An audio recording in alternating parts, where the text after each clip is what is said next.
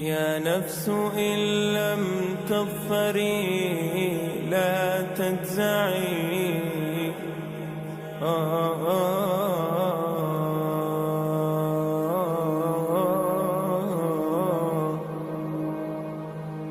يا نفس إن لم تظفري لا تجزعي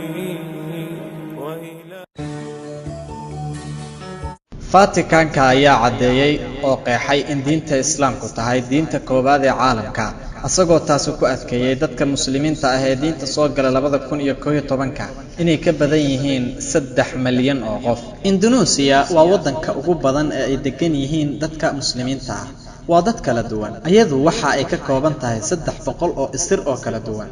waa dadka degan halkaas ee wadanka Indonesia iyadoo jirtana in diimo badan ay ka jiraan wadankaas dhaqamo kala duwanna ay halkaas isku biirsadeen sidaa oo ay tahayna wadankaas nabad ayaa ka jirta oo waa la isla nool yahay.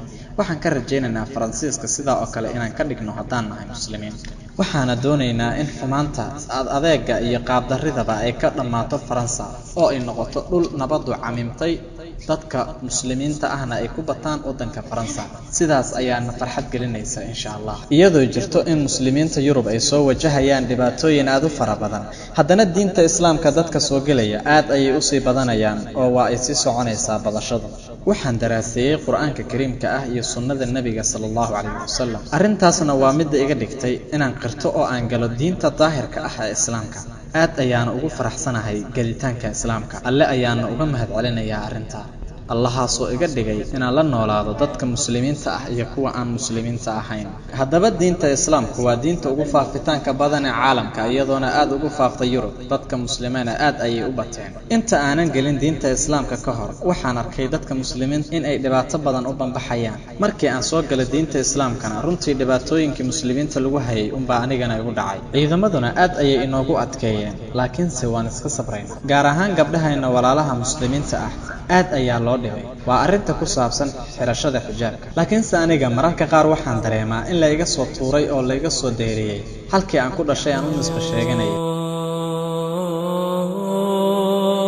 calaaqadeena zawji ahaaneed iyo guurkeena aad ayuu u wanaagsan yahay. aad ayaan iskugu faraxsanahay. runtii diinta Islaamku waa diin cajiib ah.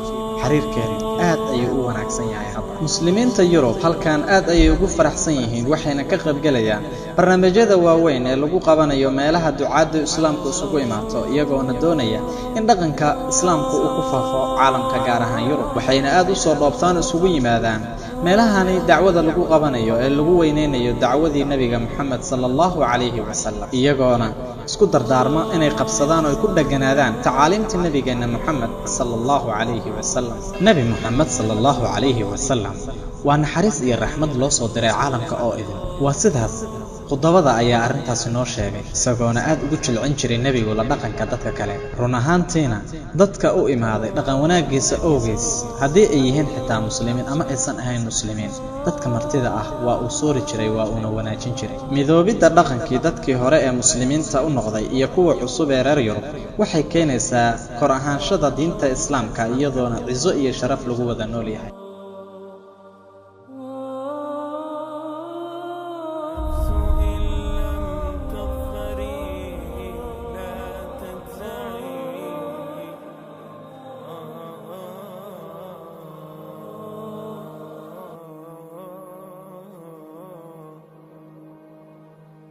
يا نفس إن لم تظفري